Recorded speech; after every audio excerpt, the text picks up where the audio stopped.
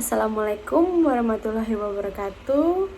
Salam sejahtera bagi kita semua. Saya Mary Veronica, NBI 12121000278, mata kuliah Bahasa Indonesia, jurusan Manajemen, Fakultas Ekonomi dan Bisnis, Universitas 17 Agustus 1945, Surabaya. Di sini saya akan menjelaskan sedikit materi tentang kalimat. Kalimat adalah satuan bahasa berupa kata atau rangkaian kata yang dapat berdiri sendiri dan menyatakan makna yang lengkap. Seperti yang kita tahu, unsur-unsur kalimat ada S, yaitu subjek, P, yaitu predikat, O, yaitu objek, K, yaitu keterangan. Berikut penjelasan dari SPOK. SPOK 1. Subjek. Subjek adalah bagian yang berfungsi untuk menunjukkan pelaku dalam kalimat. 2. Predikat. Predikat yaitu unsur yang fungsinya menerangkan yang sedang dilakukan subjek pada kalimat. Predikat biasanya menggunakan kata kerja ataupun kata sifat. 3. Objek. Objek biasanya terletak sesudah predikat. Dapat dikatakan objek merupakan keterangan yang berkaitan dengan predikat atau sesuatu yang menderita. 4. Keterangan. Keterangan pada suatu kalimat terletak di bagian akhir. Unsur keterangan biasanya dijadikan pelengkap kalimat. Keterangan bisa diisi oleh frasa, kata, atau anak kalimat. 5. Pelengkap. Meskipun berfungsi hanya melengkapi kalimat, pelengkap adalah unsur yang melengkapi predikat. Hal inilah yang menunjukkan bahwa pelengkap posisinya berada di belakang predikat. Contoh, Laras menawarkan Yuli puding coklat pada jam istirahat. Laras subjek menawarkan predikat, Yuli objek, puding coklat pelengkap pada jam istirahat keterangan. Jenis kalimat. 1. Jenis-jenis kalimat berdasarkan jumlah klausa. A. Kalimat tunggal. Kalimat tunggal adalah kalimat yang terdiri dari satu klausa bebas. Kalimat tunggal sering disebut kalimat sederhana, kalimat simpleks, dan kalimat e-klausa. Contoh, dia datang dari Jakarta.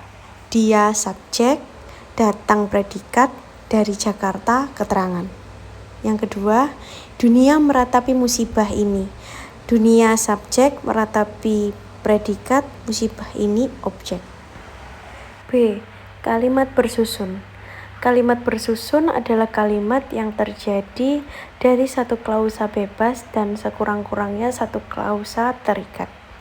Kalimat bersusun sering juga dinamakan kalimat majemuk bertingkat atau kalimat majemuk subordinat. Contoh, dia tidak mencuci motor karena hari hujan. Dia tidak mencuci motor, klausa utama. Karena hari hujan, klausa subordinat. Kalau Husna pergi, Andik pun akan pergi. Klausa utamanya kalau Husna pergi, klausa subordinatnya Andik pun akan pergi. C. Kalimat majemuk. Kalimat majemuk adalah kalimat yang terbentuk dari beberapa klausa bebas. Kalimat majemuk sering pula disebut kalimat setara. Klausa-klausa yang setara dalam kalimat majemuk dihubungkan dengan konjungsi koordinatif seperti dan, atau, tetapi, lalu. Contoh, Rini melirik, Rahmat tersenyum, dan Tini tertawa. Yang kedua, dia membuka pintu lalu mempersilahkan kami masuk. Semua terdiri dari klausa bebas. 2.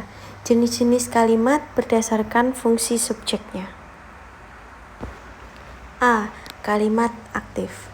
Kalimat aktif adalah kalimat di mana subjeknya merupakan pelaku atau melakukan perbuatan.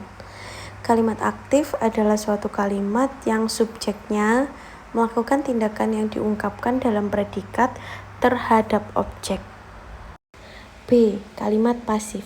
Kalimat pasif yang merupakan kalimat yang terdapat subjek yang melakukan pekerjaan dengan ciri-ciri utama menggunakan imbuhan di, ke, an, dan ter dalam kata kerja yang disematkan dalam kalimat pasif.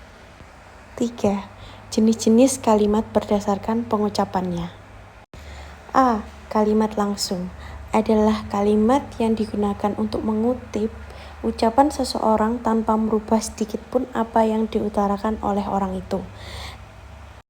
Tanda petik digunakan untuk membedakan kalimat kutipan dengan kalimat yang menjelaskan kutipan itu. Contoh kalimat, Dilan mengatakan tanda petik, aku akan pergi ke Bandung besok, tutup petik. B. Kalimat tidak langsung adalah kalimat yang digunakan untuk menceritakan kembali pokok ucapan seseorang tanpa perlu mengutipnya sama persis seperti ucapan aslinya. Kalimat ini terdiri lebih dari satu klausa dan dihubungkan dengan kata tertentu seperti bahwa, jika, dan lain-lain.